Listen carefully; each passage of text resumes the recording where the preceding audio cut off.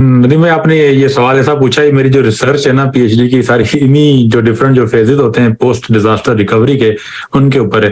अब आपका जो खास स्पेशलिटी है डिजास्टर मैनेजमेंट के हवाले से, जिस पे आपने रिसर्च वर्क भी काफी किया और काम भी आपका माशाल्लाह है इसके ऊपर, इसके आप हमें थोड़ा सा गाइड करें। डिजास्टर मैनेजमेंट, जैसे ये ज़लज़ला आया था, पहले सैलाब आया था, और मौजूदा सैलाब, खासतौर पर मौजूदा सैलाब के हवाले से देखेंगे कि इसकी अब सैलाब आ गया, नुकसान हो गया, लोग डिस्प्लेस्ड हैं, बाकी हैं। अब इसकी जो हम रिकवरी करेंगे या इसको पूरा हम वापस बहाली की तरफ जाएंगे, उसके कितने मराहिल हैं आपके ख्याल में? और इन मराहिल में क्या क्या मेन फर्क होता है, मोटा मोटा, जो एक आम आदमी को समझ आ जाए, जिसने सिविल इंजीनियरिंग नहीं पढ़ी, मेरे जैसा कोई आदमी है तो उसको समझ आ जाएगा कि क्या मराहिल है, किस तरह से। नदीम भाई, आपने ये सवाल ऐसा पूछा है। मेरी जो रिसर्च है ना, पीएचडी की, सारी इन्हीं जो डिफरेंट जो फेजेस होते हैं पोस्ट डिजास्टर रिकवरी के, उनके ऊपर है।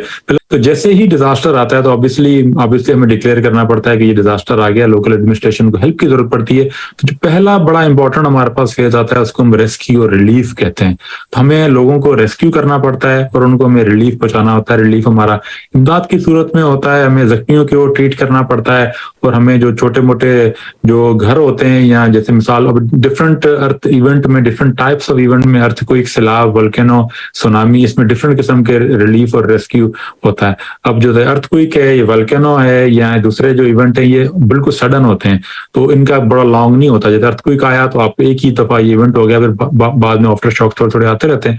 अब सैलाब होता है, बड़ा लॉन्ग इवेंट होता है, आने से पहले भी हमें पता होता है कि सैलाब आ रहा है, ठीक है। दूसरा, वो बड़ा लॉन्ग होता है, इसमें जो डिस्प्लेसमेंट होती है वो बड़ी मुश्किल से हमें कंट्रोल करनी पड़ती है, क्योंकि सारी जगहों पे पानी होता है, हम लोग यहाँ पे कैसे लेके जाएं। तो रेस्क्यू रिलीफ सैलाब में थोड़ा सा बड़ा मुश्किल रहता है, और फिर हमें देखना पड़ता है इसमें लोगों की जो जानी नुकसान है वो कम होता है, क्योंकि ऑलरेडी ये एक हमें अर्ली वार्निंग सिस्टम के जरिए हमें पता लग जाता है कि सैलाब आने वाला है। और अर्थक्वेक के निस्बत में जो जानी नुकसान होता है वो बहुत कम होता है, जिसमें जख्मियों की ट्रीटमेंट वगैरह वो भी कम होती है, हमें हॉस्पिटल वगैरह भी इतने ज्यादा नहीं चाहिए होते।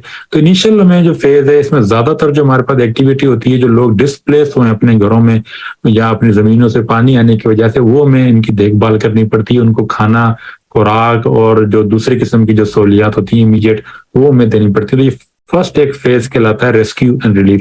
अब ये रेस्क्यू रिलीफ ये तकरीबन डिपेंड करता है आपके इलाके में कितनी कैपेसिटी है, जो कि बाहर से लोग आ रहे हैं इमदाद के लिए, या आपकी जो आर्मी है, पूरी दुनिया में आर्मी ही आती है हेल्प करने के लिए, सिर्फ पाकिस्तान का केस नहीं है। तो पूरी दुनिया में जब आपकी ओवरवेलम हो जाती है कैपेसिटी, अमेरिका जैसे ममालिक, न्यूजीलैंड जैसे ममालिक में भी आर्मी ही आती है।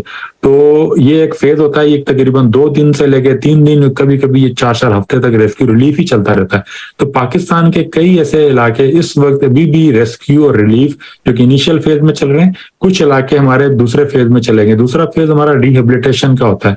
हम उन लोगों को उठा के कैंप्स में रख देते हैं, जो टेम्पररी हमने कैंप्स बनाए होते हैं वहां पे हम रख देते हैं।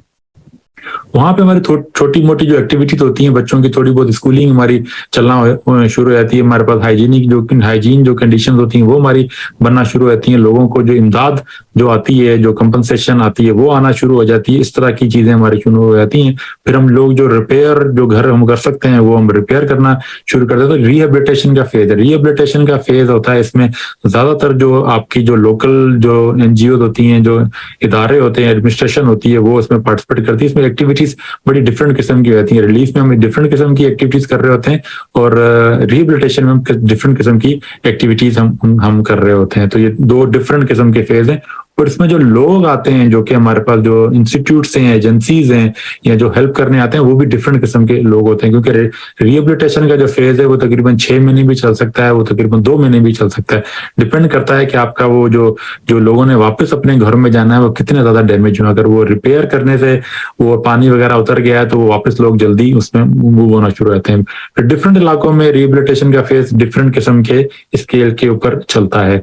तो इसके बाद जो हमारे पास जो थर्ड जो हमारे पास जो फेज आता है, उसको हम कहते हैं रिकवरी का फेज होता है। ये सबसे बड़ा और सबसे इंपॉर्टेंट फेज होता है रिकवरी। रिकवरी में भी, रिकवरी फेज के अंदर इटसेल्फ डिफरेंट इसमें डिवीजन आ जाती है। हमारे पास एक शॉर्ट टर्म रिकवरी होती है, एक हमारे पास मीडियम टर्म रिकवरी होती है, एक हमारा लॉन्ग टर्म रिकवरी होती है। अब जो रिकवरी का फेज है वो डिपेंड करता है डिजास्टर के स्केल के ऊपर, पाकिस्तान जैसा डिजास्टर आया है, और दूसरी हमारे जो लोकल जो हमारे पास कैपेसिटी होती है वो कितनी है। तो रिकवरी का फेज हमारे पास 3 साल से लेके 5 साल तक भी हो सकता है, और कहीं कहीं पे रिकवरी का फेज 15 से 20 साल तक चलता है, कि 15 से 20 साल तक हम रिकवरी फेज में ही रहते हैं।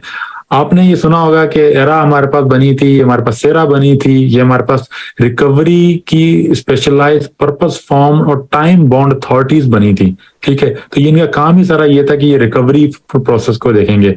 न्यूजीलैंड में जो डिजास्टर आया था, क्राइस्टचर्च में अर्थक्वेक आया था, तो यहाँ पे भी उन्होंने रिकवरी अथॉरिटी बनाई थी जिसका सिर्फ 3 साल का मैंडेट था।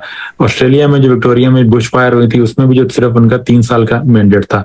और बाकी जो कई दूसरे दुनिया में मालिक में जो डिजास्टर आता है तो हम एक पर्पस फॉर्म्ड हम एक ना रिकवरी बनाते हैं, अथॉरिटी बनाते हैं, जो कि एक नेशनल लेवल पे या फेडरल लेवल जो भी हमारा उस कंट्री का सिस्टम होता है वो एक बनाता है। तो उसमें जितनी भी रिसोर्सेज होते हैं उसमें पूल करते हैं। तो ये एक अच्छा तरीका मैं उसे प्रिफेयर करता हूँ कि अगर ये हम पर्पस फॉर्म एक ना रिकवरी अथॉरिटी बनाते हैं जिसका काम ही यही है कि वो टाइम बाउंड है कि हमारे पास 5 साल का या 3 साल का हमारे पास टाइम है, और स्पेसिफिक उसको गोल्स एंड ऑब्जेक्टिव दिए जाते हैं, उसका एरिया डिफाइन होता है, उसका टाइम डिफाइन होता है, उसके पास जो फंड्स होते हैं वो भी उसको प्रॉपर डायरेक्ट मिलते हैं, तो वो फिर वहां से वो एक रिकवरी में जाते हैं।